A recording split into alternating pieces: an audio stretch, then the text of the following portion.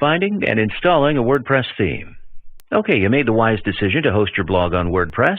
Now what? The next thing on your list should be to find a WordPress theme that you want. The reason that WordPress has become so popular is the fact that you can literally do anything with it. However, in order to do a lot of that stuff, you need to have programming skills that most people just don't have. That's where the new theme comes in.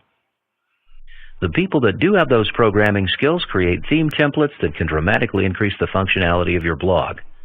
It also makes it much easier for you to customize. You can always choose to use the standard WordPress theme that comes with your blog, but that will make your site look exactly like everyone else's, and it will limit the functionality you have. Getting a great theme lets you use the programming skills of the person who designed the theme.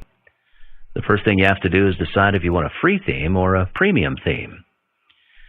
As you can imagine, there are more features available on a premium theme, but there are also many free themes available that are more than sufficient, depending on your plans for the blog. All you have to do is find your new theme. There's a basic Google search, WordPress themes. That will give you all the options you need. You used to have to learn how to FTP files to install a new theme, but WordPress has made it a whole lot easier.